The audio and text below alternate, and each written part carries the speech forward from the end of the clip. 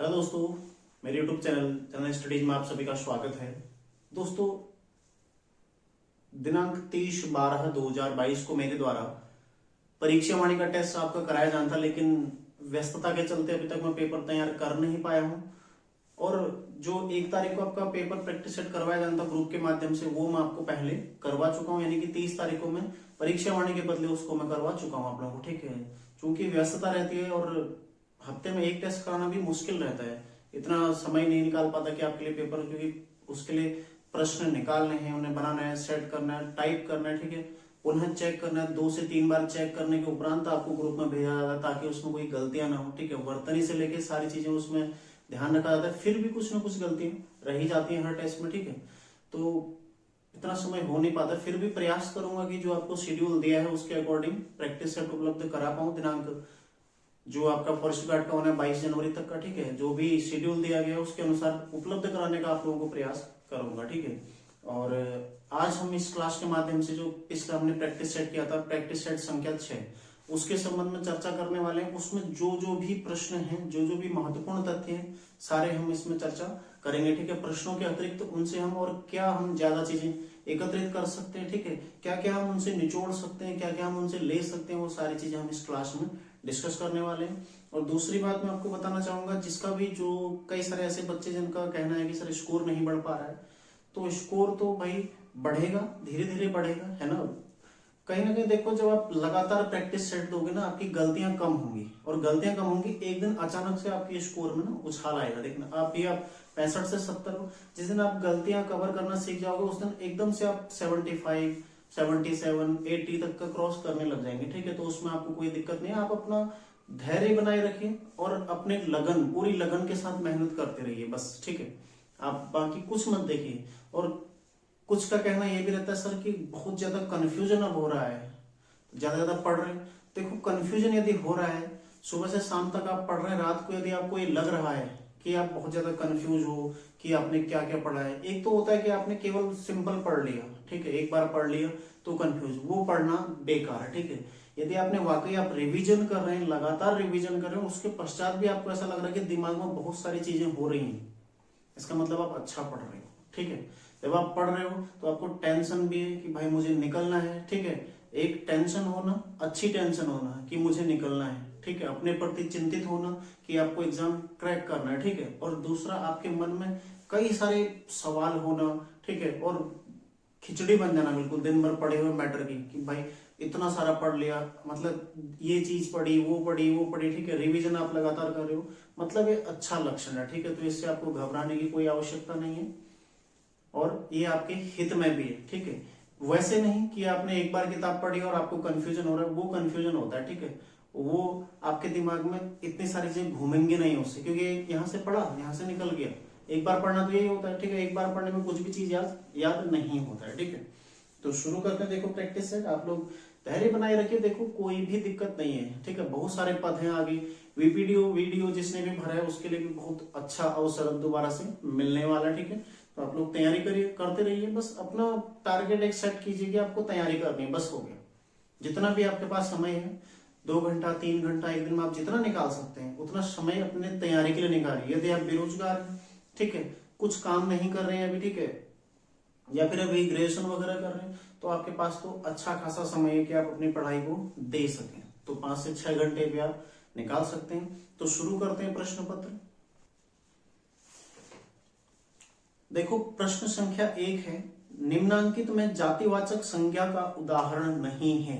ठीक है, option A मनुष्य, ऑप्शन बी फल, ऑप्शन सी नगर, और ऑप्शन डी न्यूयॉर्क। ठीक है, तो इसका सही आंसर क्या है? Option D. ऑप्शन ए क्यों नहीं है? क्योंकि मनुष्य मनुष्य किसी व्यक्ति का नाम नहीं दिया है यहाँ पर। ठीक है, यदि नाम होता तो व्यक्तिवाचक संज्ञा होता।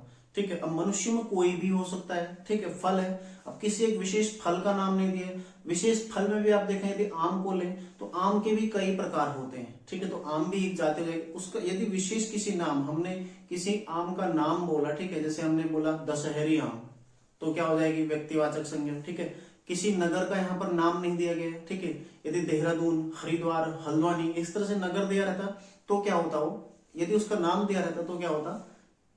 व्यक्तिवाचक संज्ञा, ठीक है। और जैसे न्यूयॉर्क है, न्यूयॉर्क एक विशेष स्थल है, उसका नाम दिया, कोई देश, ठीक है, नहीं है, कोई राज्य बड़ा नहीं है, ऐसा कुछ नहीं मतलब, ठीक है। जो जातिवाचक संज्ञा का उदाहरण हो ऐसा नहीं है, तो न्यूयॉर्क क्या हो जाएगा, इसका सही आंसर हो जाएगा। अगला देखो प्रश्न संख्या 2, सामाजिक या राजकीय नियमों को तोड़ना क्या कहलाता है। देखो अन्याय तो हो नहीं सकता, ठीक है, अन्याय तो बिल्कुल भी नहीं है। न्याय के विरुद्ध आचरण क्या होता है, अन्याय, ठीक है। पाप तो हो नहीं सकता, ठीक है, और अधर्म भी हो नहीं सकता, तो क्या होगा इसका सही आंसर, राजकीय नियम यानी कि क्रिमिनल चीजें, आपराधिक चीजें, ठीक है, सड़क पर चल रहे हैं, बिना हेलमेट पहने चल रहे हैं, तो क्या हो जाएगा, अपराध कर रहे हैं आप, ठीक है, कोई पाप तो कर नहीं रहे, ऐसा तो है नहीं कि अगले जन्म में उसकी सजा मिलनी है, ठीक है, तो यहाँ पर क्या हो जाएगा, अपराध हो जाएगा।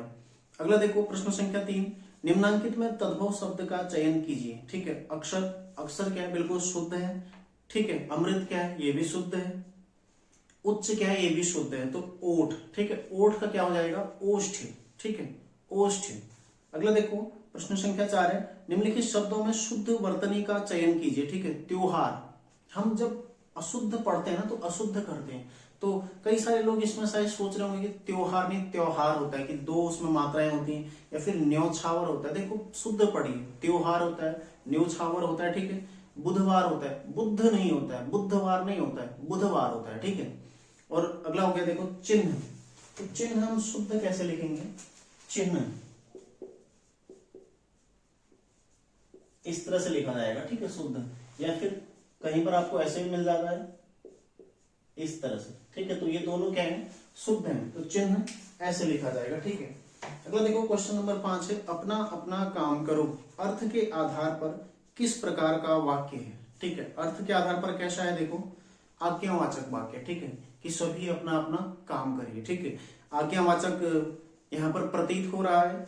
अगला देखो निम्नलिखित शब्दों में विसर्ग संधि का उदाहरण नहीं है। विसर्ग संधि क्या होता है, जिसमें विसर्ग आता है अंत में, ये विसर्ग संधि का उदाहरण है, ठीक है। तो मतलब ये विशेषता है उसकी, तो देखो इसमें मनोहर है, मनोबल है और मनोभाव है, ठीक है। मनोहर, मनोबल और मनोभाव,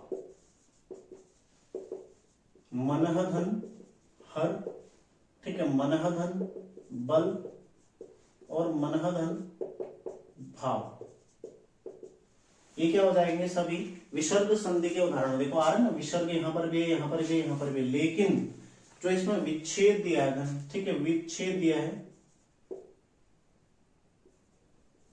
ये विसर्ग संधि का उदाहरण नहीं है, ठीक है। तो देखो विच्छेद के क्या हो जाएगा, वि धन छेद, ठीक है, ये क्या हो जाएगा, विच्छेद। अब अगला प्रश्न है, तो इनमें देखो तीनों में विसर्ग है, एक में नहीं है, तो यानी कि विसर्ग संधि का उदाहरण कौन नहीं है, विच्छेद नहीं है, ठीक है। कई सारे लोग इसको सोचेंगे कि वि यानी कि विसर्ग के साथ धन छेद इसका हो, तो क्या पता चारों इसमें विसर्ग संधि, ठीक है, ये वि धन छेद होगा, ठीक है। अगला देखो कृति जो जयशंकर प्रसाद द्वारा रचित नहीं है, ठीक है, निरुपमा, निरुपमा किसकी है, जयशंकर प्रसाद की नहीं है, किसकी है, सूर्यकांत त्रिपाठी निराला जी की है निरुपमा, ठीक है। इसमें झरना आंसू लहर सब किसकी है, जयशंकर प्रसाद की, ठीक है। आपको एक ट्रिक लिखाता हूं, जयशंकर प्रसाद,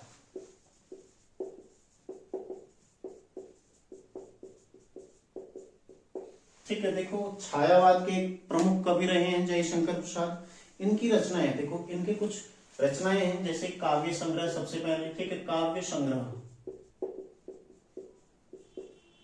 ठीक है, काव्य संग्रह, तो काव्य संग्रह में आपको क्या क्या मिलेंगी, महाराणा, कामायनी की प्रेम लहर में,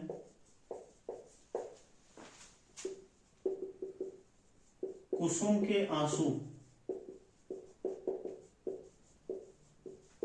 झरने की तरह गिरे, ठीक है, ये इनकी काव्य रचना। देखो महाराणा का महत्व,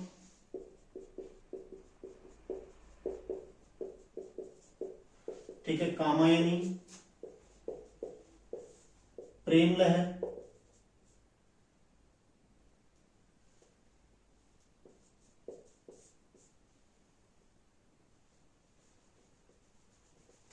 ठीक है, तो लहर है खाली, प्रेम नहीं होगा, लहर होगा, ठीक है, लहर, कुसुम, ठीक है, कानन कुसुम, आंसू, झरना, ये इनकी महत्वपूर्ण रचना है। ठीक है, देखो यहाँ पर आप काव्य संग्रह ऐसे भी लिख सकते हैं इसको, काव्य पाठ में महाराणा कामायनी के प्रेम लहर में, ठीक है, कुसुम के आंसू झरने की तरह गिरे। तो देखो महाराणा का महत्व, कामायनी, लहर, कानन कुसुम, आंसू, झरना। ठीक है, ये आपने ध्यान रखना है। ये इनका काव्य संग्रह। यदि आप इनके देखो उपन्यास की बात करें, क्या हो जाएगा, कतई, ठीक है, कतई जहर उपन्यास, कतई जहर उपन्यास, यानी कि कंकाल, तितली, इरावती, ठीक है, कंकाल, तितली, इरावती, जो कि क्या है, उपन्यास है। ठीक है, कतई जहर उपन्यास किसने लिखे हैं, जयशंकर प्रसाद जी के द्वारा लिखे गए हैं। ठीक है, यदि इनके आप कहानी संग्रह देखते हैं, ठीक है, कहानी संग्रह कौन कौन से हैं, इंद्र की प्रतिछाया में,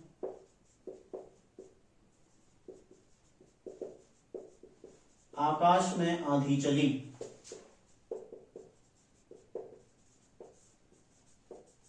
आंधी चली या फिर आई। ठीक है, इंद्र देखो, इंद्रजाल, प्रतिध्वनि, छाया,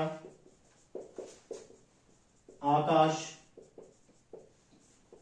और आंधी। ठीक है, ये क्या है, इनकी कहानी संग्रह। तो ध्यान रखिएगा आप लोग, देखो काव्य संग्रह कौन कौन से, महाराणा का महत्व, कामायनी, लहर, कानन कुसुम, आंसू और झरना। ठीक है, उपन्यास कौन कौन से, देखो कंकाल, तितली और इरावती। ठीक है, कहानियां कौन कौन सी, देखो इंद्रजाल, प्रतिध्वनि, छाया, आकाश और आंधी, सारा कवर। ठीक है, इससे बाहर अब आपको क्या पूछ सकता है, कुछ भी नहीं। ठीक है, आगे देखते हैं। देखो रजनी शब्द किस संधि का उदाहरण है। ठीक है, रजनी शब्द देखो, रजनी धन ईश, रजनी धन ईश किस शब्द का है, किस संधि, ई धन ई, यानी कि दीर्घ संधि। ठीक है, दीर्घ संधि का उदाहरण कौन सा है, रजनीश। ऑप्शन ए इसका सही हो जाएगा प्रश्न संख्या 8 का।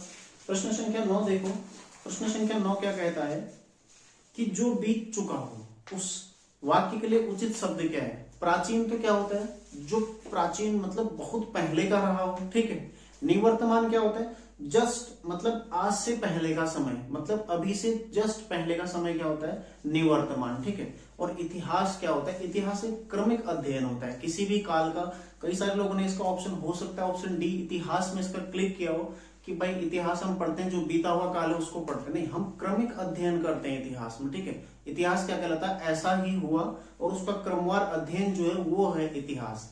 लेकिन अतीत क्या है, मतलब बीता हुआ समय। ठीक है, अतीत। अगला देखो प्रश्न संख्या 10 है, अध्यक्ष में प्रयुक्त उपसर्ग है, कौन सा उपसर्ग है इसमें, अध या फिर अ, अधि। इसका जो सही आंसर हो जाएगा ऑप्शन सी, अधि। ठीक है, अधि धन अक्ष,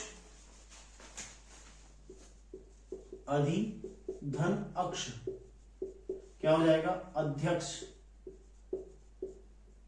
ठीक है, अधि धन अक्ष बराबर क्या हो जाएगा, अध्यक्ष। ध्यान रखिएगा आप लोग। अगला देखो आग बबूला होना। ठीक है, आग बबूला होना क्या हो जाएगा, अत्यधिक क्रोध करना, अत्यधिक क्रोधित होना। ठीक है, बहुत ज्यादा क्रोधित होना, अत्यधिक गुस्सा करना। कोई भी आपको ऑप्शन मिले तो वही उसका सही आंसर हो जाएगा। ठीक है, प्रश्न संख्या 12 देखिए, महर्षि शब्द का उचित संधि विच्छेद क्या है, क्या हो जाएगा, महाधन ऋषि, आधन ऋषि। ठीक है, अर हो जाता है इसका। ठीक है, महर्षि, महाधन ऋषि बराबर महर्षि। ठीक है, अगला देखो विषकन्या निम्नलिखित में से किसकी कृति है, किसकी कृति है, गौरापंत, जिन्हें शिवानी भी कहा जाता है। ठीक है, ऑप्शन बी इसका सही आंसर है। और 1923 में इनका जन्म हुआ था, कहाँ, राजकोट में। ये भी पूछा गया है कई बार। ठीक है, महादेवी वर्मा, जिन्हें इसमें ऑप्शन ए जो है महादेवी वर्मा। ठीक है, इन्हें यामा के लिए 1982 में कौन सा पुरस्कार दिया गया है, ज्ञानपीठ अवार्ड। ठीक है, अगला देखो इंसानियत शब्द में प्रयुक्त प्रत्यय है, कौन सा प्रत्यय है इसमें, इयत। ठीक है, छोटी ई के साथ इयत, इयत प्रत्यय इसमें। ठीक है, अगला देखो, अगला है निम्नलिखित में ऊष्मीय व्यंजन का उदाहरण है। ठीक है, एक बार वर्णमाला हल्का सा रिवाइज करते हैं। देखो प्रश्न संख्या 15 और 16 दोनों हम एक साथ करते हैं। ठीक है, वर्णमाला क्या होता है, वर्णों का व्यवस्थित समूह,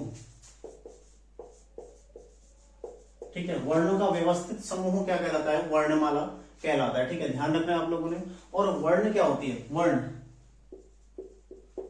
वर्ण बराबर एक ध्वनि, एक स्वतंत्र ध्वनि, ठीक है। एक ऐसी ध्वनि जो वर्ण कहलाती है, ठीक है। इन ध्वनियों को जोड़कर, अलग अलग जोड़कर इनका व्यवस्थित समूह जो बनाया गया वो क्या है? वर्णमाला, ठीक है। ध्यान रखिएगा आप लोग। यदि व्यंजनों की बात करें, देखो, ठीक है, व्यंजन, तो व्यंजनों में कौन कौन से होते हैं? एक तो स्पर्शी व्यंजन होते हैं, ठीक है। अंतःस्थ व्यंजन होते हैं, ऊष्मी व्यंजन होते हैं, सारे हम चर्चा इसमें करते हैं। देखो, स्पर्शी व्यंजन, ठीक है, अंतःस्थ, ऊष्म, ठीक है। इसके अलावा देखो द्विगुण और संयुक्त व्यंजन।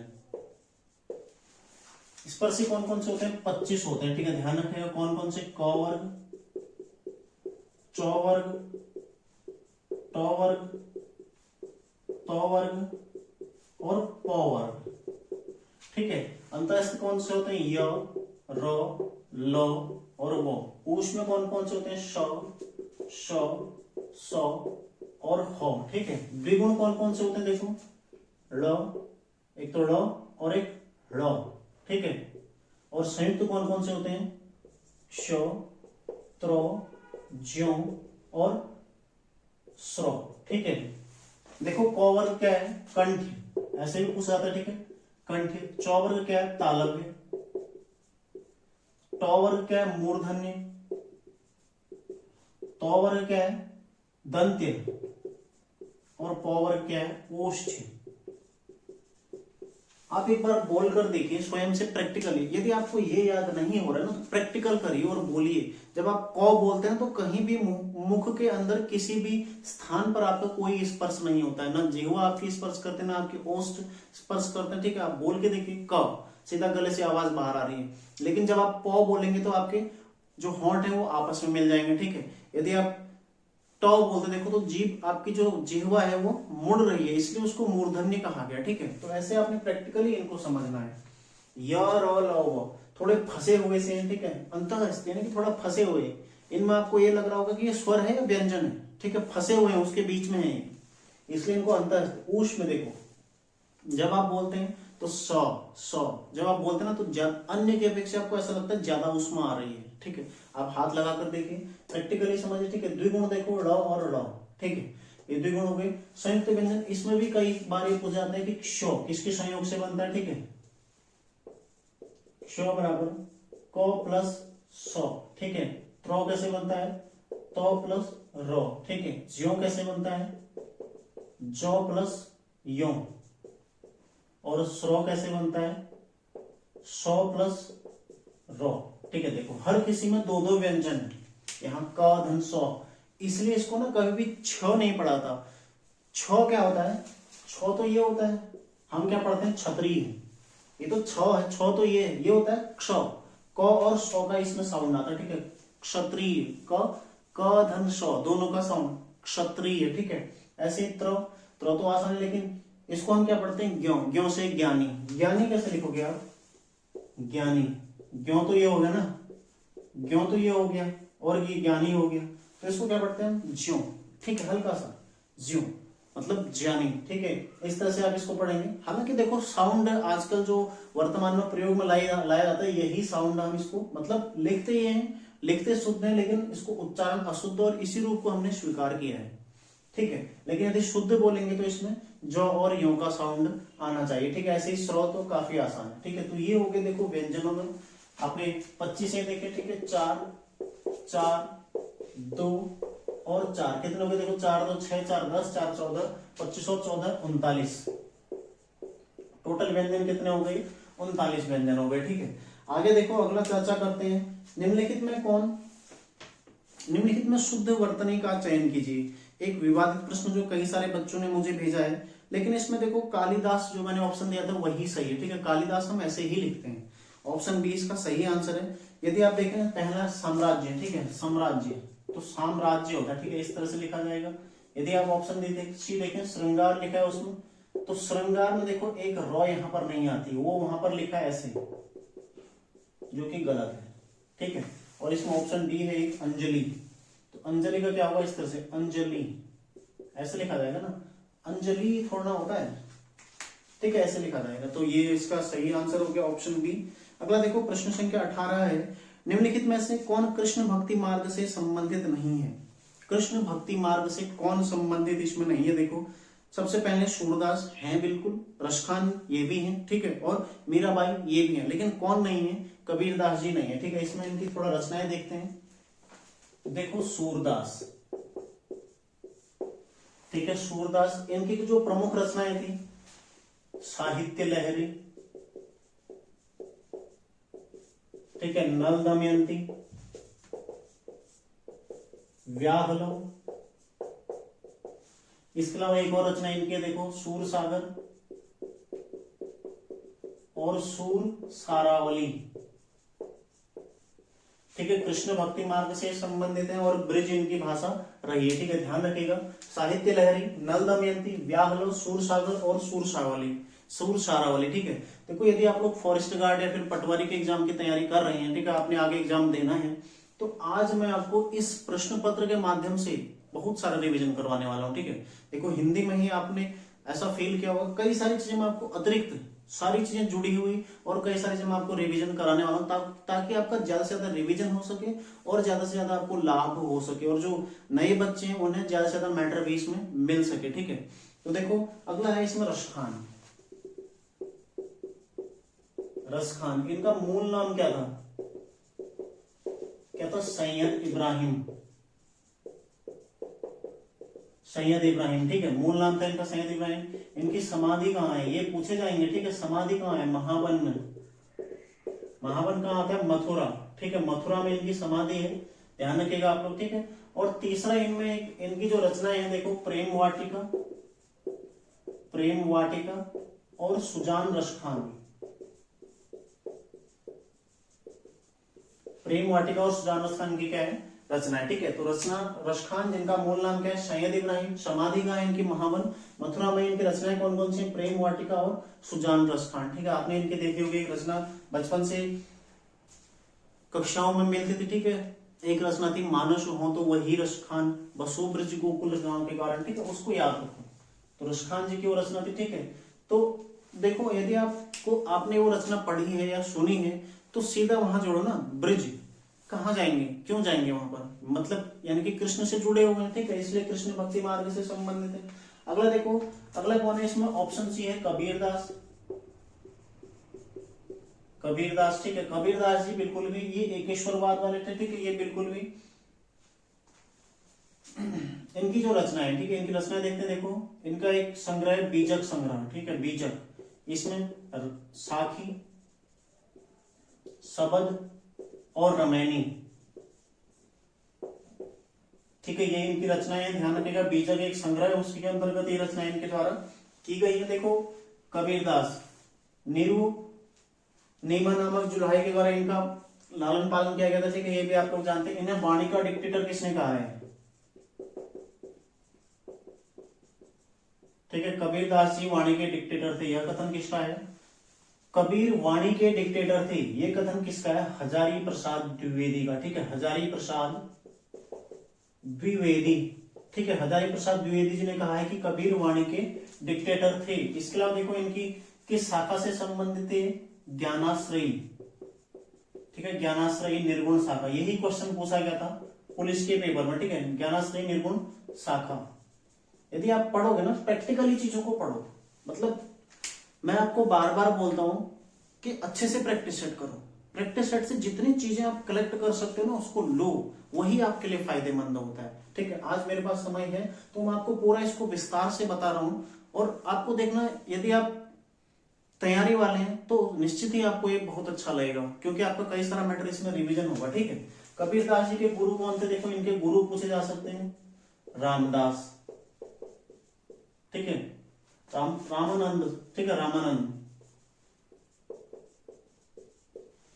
ध्यान रखिएगा आप लोग, ठीक है। इसके अलावा देखो एक आती है मीराबाई, ठीक है, इनके गुरु कौन थे, रैदास या फिर रविदास इनके गुरु थे। इनकी रचनाएं कौन कौन सी, देखो नरसिका मायरा, ठीक है, गीत गोविंद, गीत गोविंद टीका, ठीक है, राग गोविंद होगा, ठीक है, राग गोविंद और राग सोरठा के पद,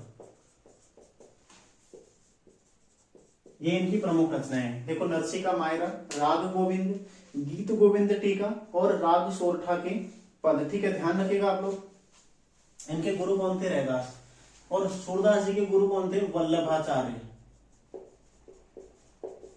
ठीक है, जो कि पुष्टि मार्ग के प्रवर्तक थे, ठीक है, ये भी आपको ध्यान रखिएगा, पुष्टि मार्ग। अष्टछाप का जहाज जो है कवियों का, 8 कवियों को बोला जाता है, ठीक है, उसमें कौन है, सूरदास भी शामिल है, ये आप लोगों ने ध्यान रखना है, ठीक है। देखो सारी चीजें इनके बारे में अब कवर हो गई, इनकी रचनाएं कवर हो गई, मेन तो रचनाएं इनका भक्ति मार्ग किस किस मार्ग से है, देखो ये सब कृष्ण भक्ति कृष्ण भक्ति कृष्ण भक्ति, और ये किससे है, ज्ञानाश्रयी मार्ग, ठीक है, ज्ञानाश्रयी निर्गुण शाखा से संबंधित है, ठीक है। अगला देखते हैं, देखो प्रश्न संख्या 19, इस रचना के लिए महादेवी वर्मा को 1982 में ज्ञानपीठ सम्मान से सम्मानित किया गया था, ठीक है, ज्ञानपीठ सम्मान।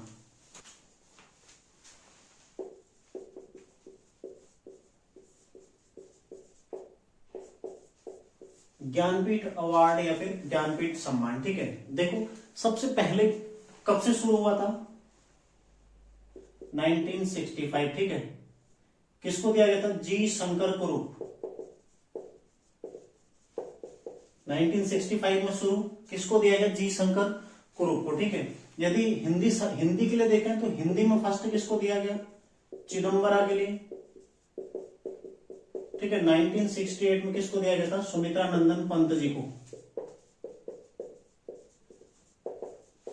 ठीक है। यदि हिंदी में सबसे पहले महिलाओं की बात करें तो प्रथम महिला कौन थी, आशापूर्णा देवी, ठीक है, जिन्हें ज्ञानपीठ दिया गया, प्रथम महिला आशापूर्णा देवी, ये पहली महिला थी जिन्हें ज्ञानपीठ दिया गया था। और यदि हिंदी में बात करें, ठीक है, तो हिंदी में किसको दिया गया था, देखो महादेवी वर्मा, किसके लिए दिया गया था, यामा के लिए, कब, 1982 में। और यही एक ऐसा वर्ष है, यहां तक का किसी विशेष रचना के लिए 1982 तक किसी विशेष रचना के लिए दिया जाता था, अब किसी विशेष भाषा में योगदान के लिए दिया जाता है, ठीक है, अब रचना के लिए नहीं दिया जाता है, यहां तक केवल 1982 तक ही किसी रचना के लिए दिया गया। देखो आपने पढ़ा होगा, चिदम्बरा के लिए सुमित्रा नंदन पंत को दिया गया था, यामा के लिए महादेवी वर्मा को दिया गया था, लेकिन इसके पश्चात 1982 के पश्चात इसको किसी विशेष कृति से हटाकर किसी विशेष भाषा में योगदान के लिए कर दिया गया, ठीक है। और हाल ही में जो 57वां दिया गया, ठीक है, 57वां किसको दिया गया है, नीलमणि फुकन, ठीक है, नीलमणि फुकन, इसको आप लोग चेंज कर लीजिएगा, ठीक है, ये 56वां दिया गया था, 56वां नीलमणि फुकन को 56वां, और 57वां किसको दिया गया है, दामोदर माउजो, ठीक है, दामोदर माउजो, जो कि लेटेस्ट 57वां किसको दिया गया, दामोदर माउजो को, ठीक है, ये कोंकणी लेखन के लिए और असमिया, ठीक है, दोनों अलग अलग है। देखो सारे फैक्ट आपके अब कवर हो गए। 1965 से दिया गया, पहला व्यक्ति जिसे दिया गया कौन है, जी शंकर कुरूप, ठीक है। हिंदी में किसको दिया गया था, पहले व्यक्ति सुमित्रा नंदन पंत 1968 में, ठीक है। प्रथम महिला आशापूर्णा देवी है, और हिंदी में महादेवी वर्मा, इन्हें यामा के लिए 1982 में दिया गया था, ठीक है। और 56वां किसको दिया गया, नीलमणि फुकन को कोंकणी के लिए, और 57वां दामोदर माउजो को असमिया के लिए, ठीक है। अब यहाँ आपका करंट भी कवर हो रहा है और आपका हिंदी भी कवर हो रहा है, ठीक है। अगला देखो क्वेश्चन नंबर 20 है, पैर उखड़ जाना मुहावरे का उचित अर्थ है, मतलब पैर उखड़ जाना मतलब निराश होकर बैठ जाना, ठीक है, कुछ नहीं कर पाना, बस उसके पश्चात मतलब शांत हो गए हो, ठीक है। अगला देखो ये हो गया आपका हिंदी का, ठीक है, हिंदी आपका पूरा मैं कवर करा चुका हूं इसमें। अगला देखो भाग 2 है, सामान्य ज्ञान एवं सामान्य अध्ययन, ठीक है। इसमें प्रश्न संख्या 21 है, भारतीय संविधान का कौन सा भाग निर्वाचन व्यवस्था से संबंधित है,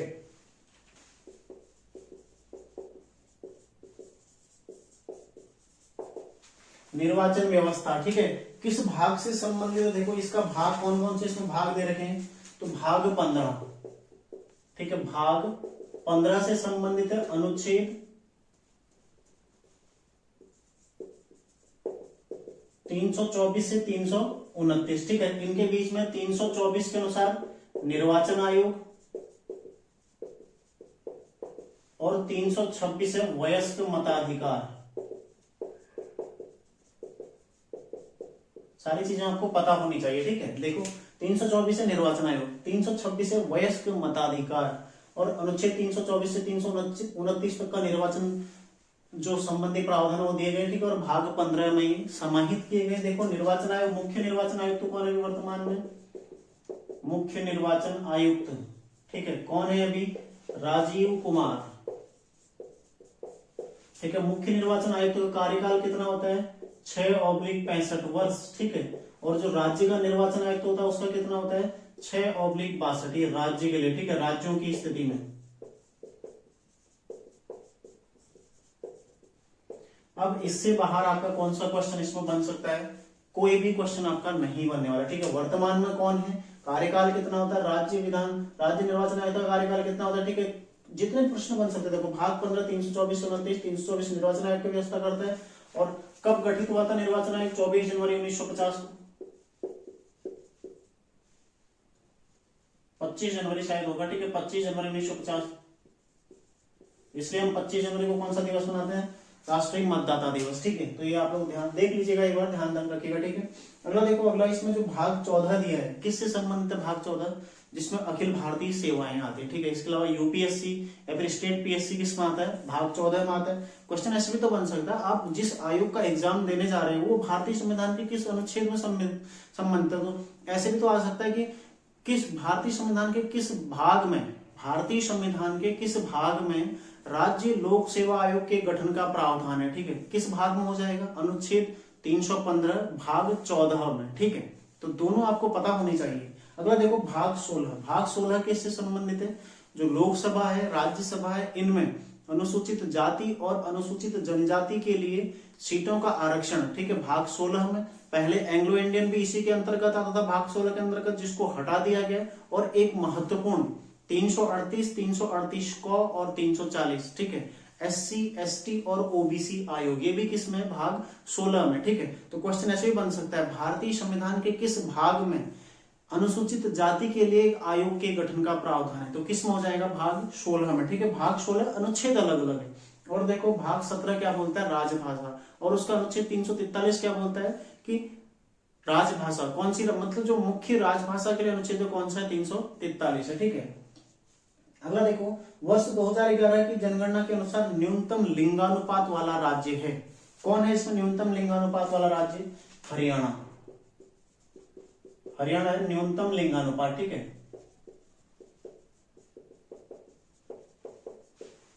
सर्वाधिक कौन है? ये भी पता होना चाहिए साथ में आपको। सर्वाधिक कौन है? केरल, ठीक है। केरल सर्वाधिक है, ये भी आप लोगों ने ध्यान रखना है। देखो अगला है, इसमें जो ऑप्शन दे रखे हैं उसमें देख लेते हैं, ठीक है। सिक्किम, सिक्किम क्या है? सबसे कम जनसंख्या वाला राज्य, ठीक है, सबसे कम जनसंख्या वाला राज्य। और तो सर्वाधिक कहां हो जाएगी? उत्तर प्रदेश में, ठीक है। सबसे कम कहां है? सिक्किम में। केरल एक ऑप्शन दिया है, तो सर्वाधिक लिंगानुपात प्लस सर्वाधिक, इसमें क्या है? साक्षरता, ये भी कहा है केरल में, ठीक है। इसका देखो उत्तर प्रदेश इसमें एक दिया है, तो सर्वाधिक जनसंख्या कहां हो जाएगी? उत्तर प्रदेश में हो जाएगी, ठीक है। अगला देखते हैं, प्रमुख कोयला उत्पादन क्षेत्र झरिया निम्नलिखित में से किस राज्य में स्थित है? तो कहां है झरिया? झारखंड में स्थित है, ठीक है। अगला क्वेश्चन देखो, हाल ही में किस राज्य द्वारा मुख्यमंत्री डेयरी प्लस योजना किसके द्वारा शुरू की गई है? मध्य प्रदेश के द्वारा, ठीक है। मध्य प्रदेश ने शुरू करी है। उद्देश्य क्या है इसका?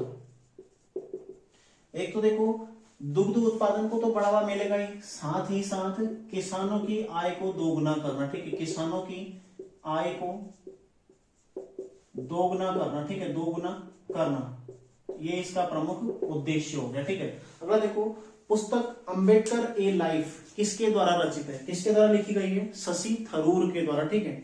अगला देखो, FIH women's rising star of the year 2021-22, ठीक है, किसको प्रदान किया गया? और सबसे नंबर 1 का क्वेश्चन है, ठीक है। और ये पेपर में छपने की संभावना ऐसे क्वेश्चन की ज्यादा रहती है, क्योंकि क्रिकेट देखो, क्रिकेट फुटबॉल हम लोग बहुत ज्यादा देखते हैं, ठीक है, उनमें हम रुचि रखते हैं, या फिर कुछ जो फेमस खिलाड़ी हैं उन्हें हम लगातार, कुछ जो बैडमिंटन टूर्नामेंट है, आपने पुलिस में भी देखा होगा, क्वेश्चन कहां से किया उसने, सैयद मोदी बैडमिंटन टूर्नामेंट, शायद ही किसी ने सुना हो। यदि आप पूछता ऑल इंडिया बैडमिंटन टूर्नामेंट, ठीक है, किसने जीता था, लक्ष्य सेन ने। ऑल इंग्लैंड किसने जीता था, विक्टर एक्सेल्सन ने, ठीक है।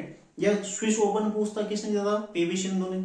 या फिर आपसे स्वर्ण पदक पूछ सकता था राष्ट्रमंडल खेलों में, पीवी सिंधु ने जीता था, लेकिन पूछा कौन सा, सैयद मोदी, शायद ही किसी ने सुना होगा, ठीक है, इसलिए आप लोग नहीं कर पाए। इसलिए मैं बोलता हूं कि करंट अफेयर्स आप वीकली, पहले तो रोजाना नोट करिए, ठीक है, पेपर पढ़िए, पेपर में करंट अफेयर्स सारा मिलता है, ठीक है, नहीं तो रोजाना, नहीं तो कम से कम वीकली। खुद से नहीं पढ़ना चाहते, मैं आपको उपलब्ध करा रहा हूं, ठीक है, नोट करिए, आपको बहुत फायदा होगा, आप लगातार एक्टिव रहेंगे। एक महीने में करंट अफेयर्स जब कवर करते ना, तो यही स्थिति होती है जो अभी आप लोगों की हो रही है, सर ये कवर नहीं हुआ, सर वो कवर नहीं हुआ। कवर होगा कैसे, क्योंकि करंट अफेयर्स रोजाना के अगर 10 सवाल भी आप मानते हैं ना, रोजाना के 5 से 6 सवाल, 10 सवाल, तब भी एक महीने का 150 प्रश्न है, ठीक है, और 12 महीने का कितना हो जाएगा, 150 के हिसाब से 1800 प्रश्न, 12 महीने का, एक साल का। और हम कितने पढ़ रहे हैं, 300 प्रश्न, 1500 प्रश्न तो हम छोड़ के जा रहे हैं एग्जाम पढ़ने के लिए, एग्जाम देने के लिए, और फिर हम सोचते हैं कि हमारा करंट अफेयर्स से गलत होगा। गलत होगा क्यों नहीं, जो तैयारी कर रहा है वो 1800 प्रश्न पढ़ रहा है, ठीक है, और हम कितने पढ़ रहे हैं, मैं वीकली आपको 35 से 40 प्रश्न लिखा रहा हूं, यदि 30 भी लिखा रहा हूं ना एक महीने का, मैं 120, यानी कि लगभग 1500 क्वेश्चन मैं आपको साल भर में लिखा दूंगा। तो फिर भी देखो 300 पीछे चल रहे हैं हम, ठीक है। तो करंट अफेयर्स आप लोग ध्यान दीजिएगा आगे को, ठीक है, गलती नहीं करनी है। तो ये है ऑप्शन बी, इसका मुमताज खान सही आंसर है। तैयारी करनी है तो एकदम तरीके से करनी चाहिए ना, फिर जो चीज हमें पता है कि आएगी ही आएगी, तो उसको तो पढ़ना ही पढ़ना है। करंट अफेयर्स आ रहा है और हम फोकस कर रहे हैं अन्य चीजों पर, ठीक है, फालतू चीजें पढ़ रहे हैं। यदि हमारा उत्तराखंड स्ट्रॉन्ग है तो उसी में हम फिर से पढ़ रहे हैं चीजें, फालतू चीजें, जैसे उत्तराखंड के इतिहास में ऐसी चीजें पढ़ रहे हैं जो कभी आएंगी नहीं। अभी मैं परसों एक प्रश्न पत्र देख रहा था, मतलब ऐसे ही किसी ने भेजा था मुझे, तो उसमें क्वेश्चन क्या दे रखा है, किसी पुल, मतलब कोई पुल दे रखा है, उस पुल का निर्माण कब हुआ। अरे ऐसे क्वेश्चन कोई आपसे क्यों पूछेगा, है ना, किसी पुल से आए को क्या मतलब। ये SSS नहीं है कि आपसे, यहाँ पर आपका टेस्ट होना है, आपने कितना पढ़ा है, आप में कितनी समझ है, इस चीज का टेस्ट होना, ठीक है। तो उस हिसाब से अपने को प्रिपेयर करिए। अगला देखो, साइमन कमीशन का गठन किस वर्ष किया गया था, सॉरी इससे पहले किस वर्ष बक्सर का युद्ध लड़ा गया था, ठीक है, बक्सर का युद्ध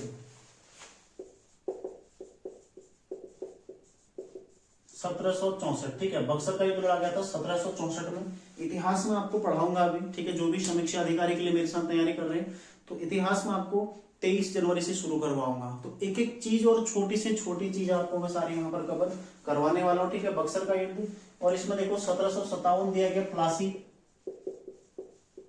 1757, ठीक है। इसके अलावा देखो इसमें ऑप्शन दिया गया 1761 पानीपत 1761, ठीक है। और इसके साथ ही देखो इसमें दिया गया 1760, ये था वेदरा, ठीक है, वेदरा की लड़ाई 1760 में।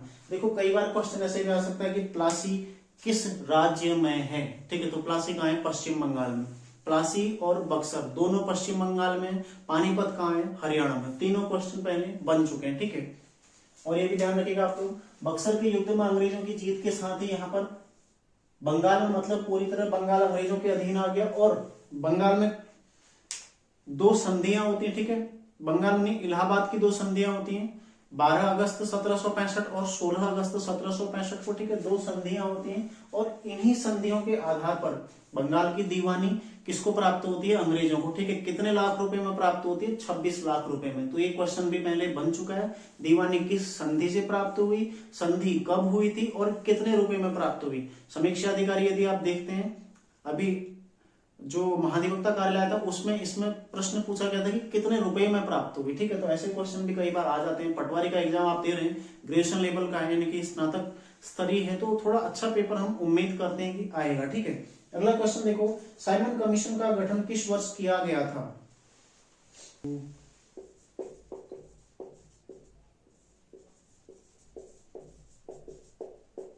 साइमन कमीशन, ठीक है, कब गठित हुआ था, देखो नवंबर 1927 में गठन हुआ, ठीक है। 3 फरवरी 1928 को कहा, मुंबई पहुंचा, यानी कि भारत पहुंचा, ठीक है, भारत में पहुंचा 3 फरवरी 1928 को। सभी सदस्य अंग्रेज थे, जॉन साइमन इसके अध्यक्ष थे, तो भारतीयों ने इसका विरोध किया और नारा दिया साइमन वापस जाओ, ठीक है। इसके अलावा देखो 1919 इसमें दिया गया, तो 1919 की जो प्रमुख घटनाएं, एक है रॉलेट एक्ट, ठीक है, काला कानून, और एक है देखो 13 अप्रैल 1919 जलियांवाला बाग, ठीक है, जलियांवाला बाग, ये भी 13 अप्रैल 1919 का है। साथ ही इसमें देखो एक 1928 दिया गया, ठीक है, 1928 में एक तो साइमन कमीशन भारत पहुंचा, साथ ही बारदोली सत्याग्रह, ठीक है, बारदोली सत्याग्रह कब का है, 1928 का है। साथ ही देखो इसमें एक ऑप्शन और दिया गया 1930 में क्या था, देखो प्रथम गोलमेज, ठीक है, राउंड टेबल, तो कांग्रेस ने भाग नहीं लिया, केवल अंबेडकर जी भारत से इसमें शामिल हुए थे, ठीक है। और इसके साथ ही देखो दांडी मार्च, दांडी यात्रा 12 मार्च से 6 अप्रैल 1930, ठीक है, गांधी जी अपने 78 अनुयायियों के साथ दांडी यात्रा पर निकले, ठीक है, और 6 अप्रैल 1930 को समुद्र तट पर पहुंचकर, दांडी पहुंचकर क्या नमक कानून तोड़ा था, ठीक है, ये भी आपने ध्यान रखना है। और इसके साथ ही सविनय अवज्ञा आंदोलन कब हुआ था, अप्रैल 1930 से ही शुरू हुआ था, ठीक है। तो ये कुछ फैक्ट देखो, मैं आपको प्रयास यही कर रहा हूं कि आपको ज्यादा से ज्यादा इसमें मैं बता सकूं, ठीक है। अगला प्रश्न है, भारतीय संविधान का कौन सा अनुच्छेद अंतरराज्यीय नदी जल विवादों के न्याय निर्णयन से संबंधित है, ठीक है। यदि दो राज्यों के मध्य नदी जल विवाद होता है, तो आपने देखा होगा नर्मदा नदी जल विवाद काफी प्रसिद्ध है, साथ ही आपने देखा होगा कावेरी नदी जल विवाद, जो कि सबसे ज्यादा चर्चा में रहा है, ठीक है। तो ये इनके न्याय निर्णय से संबंधित अनुच्छेद कौन सा है, अनुच्छेद 262, ठीक है, 262 है। और 263 भी एक महत्वपूर्ण अनुच्छेद, 263 किससे, अंतरराज्यीय परिषद, ठीक है, अंतरराज्यीय परिषद, और पहली कब गठित हुई थी, 1990 में, ये भी आपने ध्यान रखना, ठीक है, 1990 में इसका गठन किया गया था मंडल आयोग की सिफारिश पर। अगला देखो, हाल ही में किसी नीति आयोग का मुख्य कार्यकारी अधिकारी नियुक्त किया गया है, ठीक है, किसको नियुक्त किया गया, परमेश्वरन अय्यर, यानी कि सीईओ, नीति आयोग सीईओ कौन है, परमेश्वरन अय्यर, ठीक है। और इसके उपाध्यक्ष कौन है, सुमन बेरी, ठीक है, सुमन बेरी क्या है इसके उपाध्यक्ष है। साथ ही ध्यान रखना, आपने कब अस्तित्व में आया था, 1 जनवरी 2015, ठीक है, अस्तित्व में आया था। इसका फुल फॉर्म क्या है, national institution for transforming India, ठीक है, इंडिया, ठीक है, ये इसका क्या है, फुल फॉर्म है। साथ ही आपने ध्यान रखना, देखो इसका अध्यक्ष, इसका हेड कौन होता है, प्रधानमंत्री होता है। इसमें अगला क्वेश्चन जो है, देखो इसमें जो अगला दिया गया राजीव कुमार कौन है, मुख्य चुनाव आयुक्त,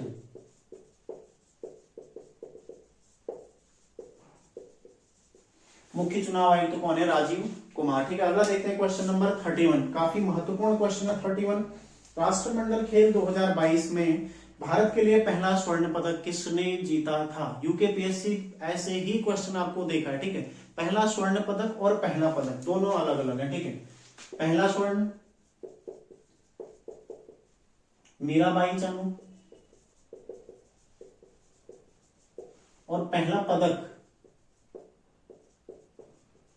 संकेत महादेव,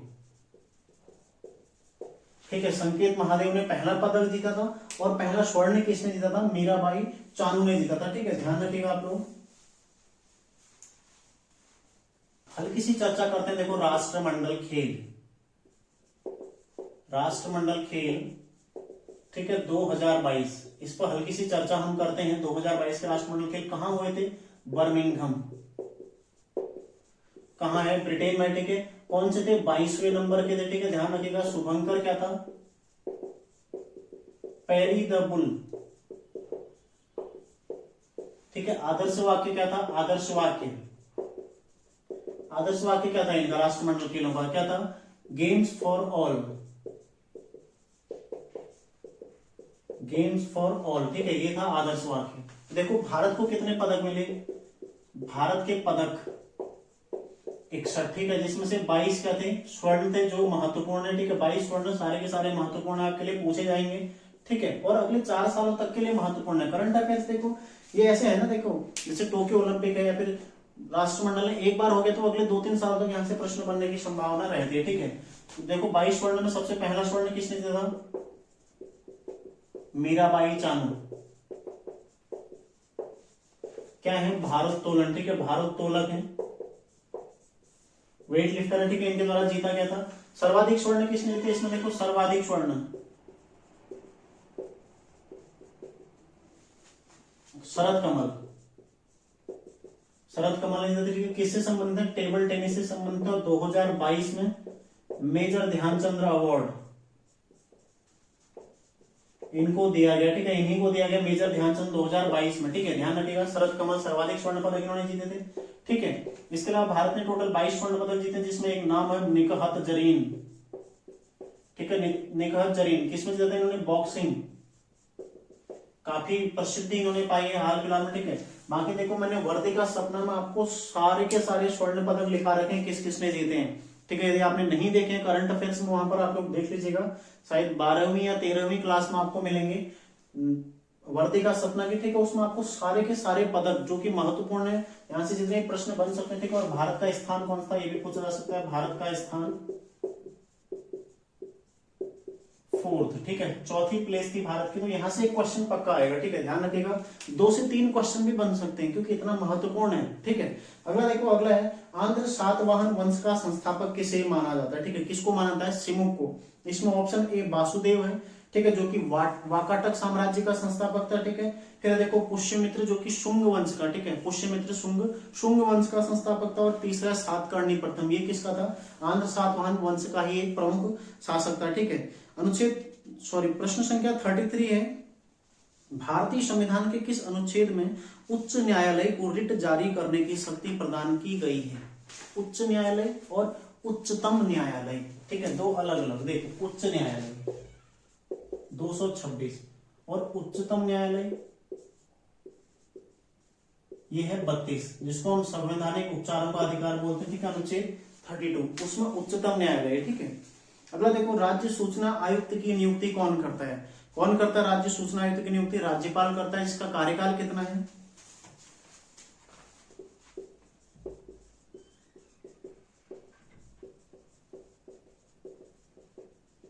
कितना राज्य सूचना आयुक्त का कार्यकाल? 5/62। ठीक है, तो 5 साल या फिर 62 वर्ष इसका कार्यकाल। ठीक है, नियुक्ति कौन करता है? राज्यपाल। राज्यपाल द्वारा नियुक्ति होती है। ठीक है, आप लोगों ने ध्यान रखना है। अगला क्वेश्चन देखो, अगला प्रश्न है, राष्ट्रीय हथकरघा दिवस कब मनाया जाता है? ठीक है, कब मनाया जाता है? 7 अगस्त को मनाया जाता है। और 7 अगस्त को ही कौन सा दिवस मनाया जाता है? भाला फेंक दिवस। ठीक है, 2 दिवस आपने ध्यान रखने हैं। इसके बाद देखो 12 अगस्त इसमें दे रखा है, 2 दिवस मनाया जाता है, एक तो विश्व हाथी दिवस और दूसरा इसमें कौन सा है? अंतरराष्ट्रीय युवा दिवस। ठीक है, साथ ही देखो 29 अगस्त इसमें दे रखा है, तो राष्ट्रीय खेल दिवस, जो कि मेजर ध्यानचंद के जन्म दिवस पे मनाया जाता है। ठीक है, अगर देखो सुशासन सूचकांक 2021 में प्रथम स्थान पर कौन सा राज्य? तो कौन सा राज्य इसमें? गुजरात है। वर्ष 1953 में भारत में कौन सा राज्य अस्तित्व में आया था? कौन सा आया था? भाषाई आधार पर गठित पहला राज्य कौन सा था? आंध्र प्रदेश। ठीक है, भारत में वर्तमान में कुल कितने केंद्र शासित प्रदेश हैं? ठीक है, काफी आसान क्वेश्चन था, जिसने ये गलत किया तो वो तो बिल्कुल सतर्क हो जाओ अभी से। ठीक है, तो कितने हैं? 8 है। ठीक है, 9 होने थे, लेकिन जो दमन एवं दीव है और दादर एवं नागर हवेली, ठीक है, उन दोनों को एक कर दिया गया है। अगला देखो, हाल ही में मुलायम सिंह यादव का निधन हो गया। वह कितनी बार यूपी के मुख्यमंत्री रहे थे? ठीक है, 3 बार रहे थे। चूंकि उत्तराखंड भी यूपी का हिस्सा है, इसलिए क्वेश्चन बनने की संभावना है। ठीक है, देखो निम्नलिखित में से किस स्थान पर जीएसटी संग्रहालय स्थापित किया गया है? कहां पर किया गया? पणजी में। ठीक है, और जीएसटी जो रखा गया है, किस अनुच्छेद में रखा गया जीएसटी परिषद को? अनुच्छेद 279 को। ठीक है, जीएसटी से संबंधित अनुच्छेद 279 का। ठीक है, 279A, ध्यान रखिएगा आप लोग। अगला देखो, यदि किसी सांकेतिक भाषा में मदर्स को हम क्या लिख रहे हैं?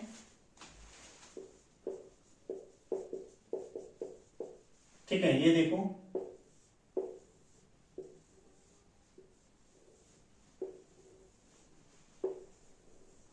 कोई फर्क दिख रहा है इसमें?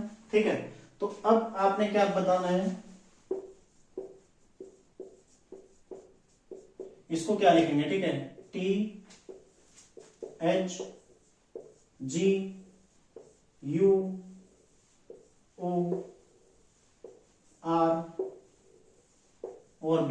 तो क्या हो जाएगा THGUORB, यानी कि ऑप्शन डी इसका सही आंसर हो जाएगा। ठीक है, एक घड़ी में 2:40 पर, ठीक है, घंटे और मिनट की सुई। देखो सबसे पहले तो आप एक चित्र खींच लो, 2:40 लगभग इस तरह से आएगा। ठीक है, ये वाला कोण आपको बताना है कि लगभग ये कोण कितना होगा। ठीक है, 2:40 पर कोण कितना होगा ये आपको बताना है। ठीक है, देखो इसका जो सूत्र है काफी आसानी से निकालना होता है, 30H प्लस माइनस 11/2m। ठीक है, 30H मतलब 30 गुणा H कितना देखो 2, यानी कि घंटे का, प्लस माइनस 11/2, m कितना है, मिनट कितना है, गुणा 40। ठीक है, काट दो, 20 बार कट गया। ठीक है, अब इनको गुणा कर देंगे, देखो 60 प्लस और माइनस कितना हो जाएगा, देखो 20.220 हो जाएगा। ठीक है, तो हमें यहाँ पर न्यून कोण ज्ञात करना, तो हम क्या लेंगे, माइनस। ठीक है, माइनस लेंगे तो कितना हो जाएगा, 160 डिग्री। यहां से इसको माइनस करेंगे। ठीक है, माइनस 160, तो यहाँ पर माइनस का कोई महत्व है ही नहीं। ठीक है, हमें केवल कोण निकालना, तो 160 डिग्री इसका सही आंसर हो जाएगा। ऑप्शन ए इसका क्या है, राइट आंसर है। अगर देखो निम्नलिखित में प्रायद्वीपीय भारत की सबसे लंबी नदी है, प्रायद्वीपीय भारत की सबसे लंबी नदी कौन सी है, गोदावरी। ठीक है, इसको दक्षिण भारत की गंगा या फिर वृद्ध गंगा भी कहा जाता है। ठीक है, कावेरी क्या है, इसको दक्षिणी गंगा कहा जाता है। और महानदी एक काफी महत्वपूर्ण नदी है। ठीक है, इसमें हीराकुंड बांध बना हुआ जो कि सबसे बड़ा बांध है। ठीक है, और साथ ही कृष्णा नदी, इसका लगातार पूछा जाता है कि कहां से निकलती है, ये कहां से निकलती है, महाबलेश्वर से। ठीक है, अगला क्वेश्चन फिर से रीजनिंग का है। एक व्यक्ति एक निश्चित बिंदु से 15 मीटर दक्षिण, ठीक है, 15 मीटर दक्षिण जाता है, सीधा हम करते हैं इसको। ठीक है, वहां से वह 12 मीटर उत्तर की ओर, ठीक है, फिर 12 मीटर उत्तर की ओर, तत्पश्चात 4 मीटर पश्चिम, ठीक है, 4 मीटर पश्चिम जाता है, तो वह प्रारंभिक बिंदु से कितनी दूरी पर है, मतलब इस बिंदु से इस बिंदु की दूरी निकालनी है। ठीक है, ये क्या है, तो ये कितना हो गया, देखो 12 मीटर ऊपर को आया, तो ये कितना हो गया, 3 मीटर। ठीक है, यानी कि हम इसको सीधा पाइथागोरस प्रमेय आपने सुना होगा। ठीक है, 4 का वर्ग 3 का वर्ग कितना हो जाएगा, देखो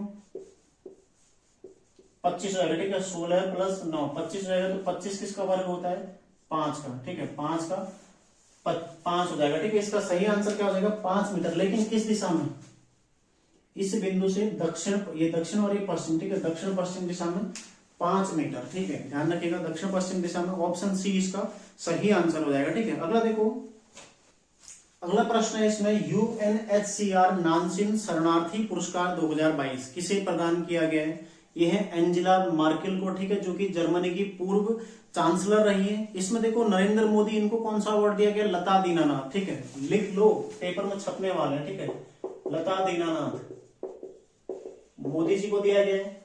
इसमें देखो जेलेंस्की, इनको कौन सा दिया गया, लिबर्टी। ठीक है, लिबर्टी। और शिंजो एबी, इनको कौन सा दिया गया, ध्यान रखना, नेताजी। ठीक है, नेताजी सम्मान। तो ये तीनों आपने ध्यान रखना। ठीक है, जेलेंस्की को लिबर्टी अवार्ड। अगला देखो, यदि एल का अर्थ प्लस, सबसे पहले ऐसे जब प्रश्न आते हैं ना, इनमें सबसे पहले क्या लिखना चाहिए, जो आपको दिया गया। ठीक है, जैसे 14, 10, ठीक है, 42, 2 और 8, ये आपको दिया गया। अब इसके बीच में आपने देखो एल का अर्थ क्या है, प्लस, जहां पर एल है वहां पर प्लस आपने कर दिया। ठीक है, एम का अर्थ क्या है, माइनस, एम का अर्थ क्या है, माइनस हो गया।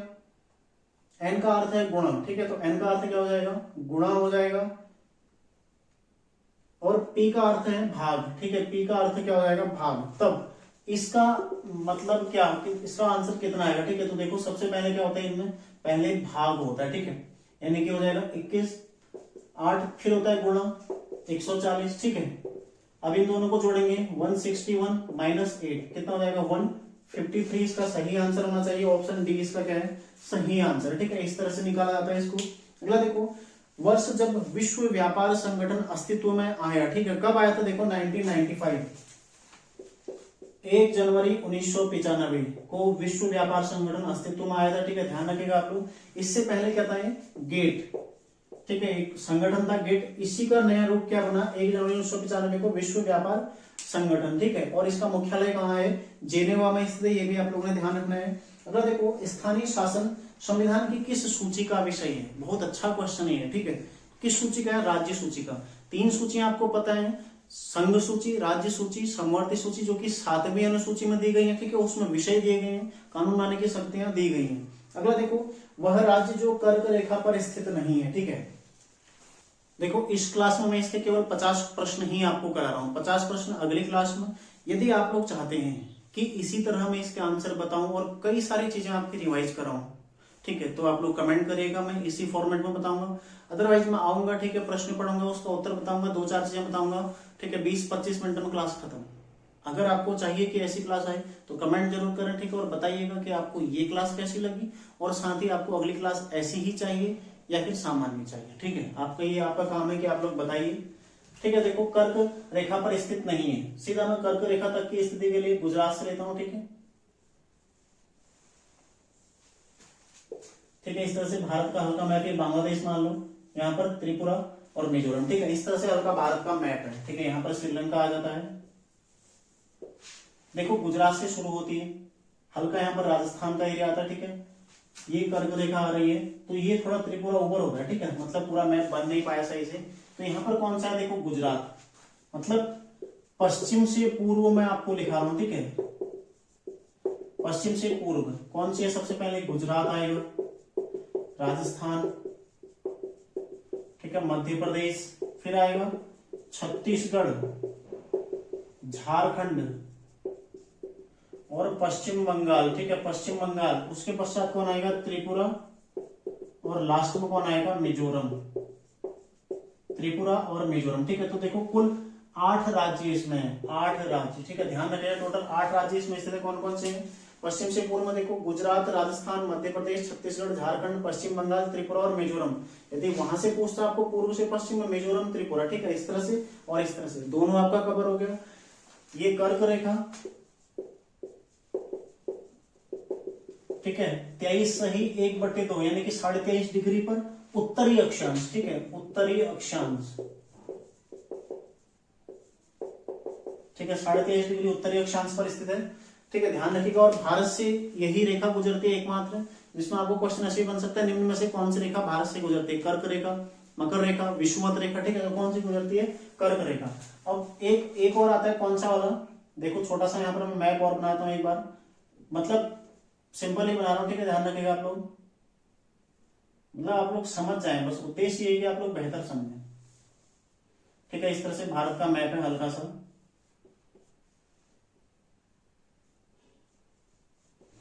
ठीक है, ये देखो एक रेखा यहां से भी आती है, ठीक है, उत्तराखंड में नहीं आती, यहां पर उत्तराखंड बीच में आ गया है, ठीक है, ये यहां से भी एक रेखा आती है 82.5 डिग्री, ठीक है, उत्तर प्रदेश से आती है, ठीक है, मध्य प्रदेश, छत्तीसगढ़ और आंध्र प्रदेश और ओडिशा, इसमें भी 5 राज्य स्थित हैं। ये कौन सी लाइन है, 82.5 भारतीय मानक समय,